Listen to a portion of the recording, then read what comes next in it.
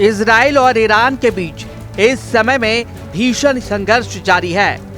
किसी भी समय ये पूरे मध्य पूर्व में फैल सकता है। ईरान ने चेतावनी देते हुए कहा कि अगर किसी देश की ओर से उस पर हमला करने के लिए इजराइल की मदद की गई तो वह उन ठिकानों को भी तबाह कर देगा। ईरान की ये चेतावनी खासकर अमेरिका ब्रिटेन के लिए है, जो इजराइल के अलावा उन दोनों ही देशों की मध्य पूर्व में सैन्य मौजूदगी है।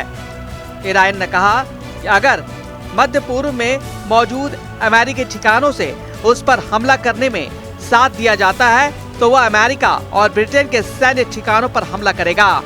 इसके साथ ही ईरान ने संकेत दे दिया है कि वह न सिर्फ इजराइल बल्कि उन मुस्लिम देशों को भी निशाना बना सकता है जो पश्चिम का साथ देते हैं।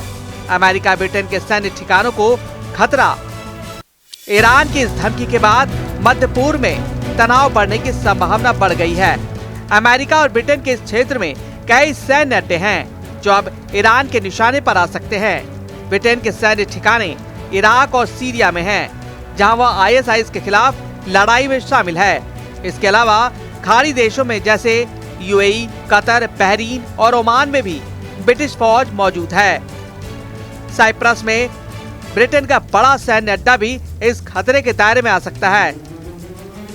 वहीं अमेरिका मध्य पूर्व में कम से कम 19 स्थानों पर एक मजबूत सैन्य उपस्थिति बनाए हुए है, जिसमें बहरीन, मिस्र, इराक, जॉर्डन, कुवैत, कतर, सऊदी अरब और UAE शामिल है।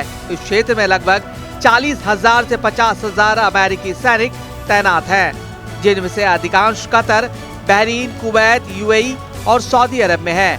खाड़ी के मुस्लिम देश में मौजूद इन सैन्य ठिकानों का इस्तेमाल अगर ईरान पर हमला करने के लिए किया जाता है तो ईरान इन मुस्लिम देशों पर भी हमला करने की धमकी दे चुका है, जिसके बाद यह संघर्ष इजराइल ईरान तक सीमित नहीं रहेगा बल्कि पूरे मध्य पूर्व और यहाँ तक कि वैश्विक स्तर पर फैल सकता है।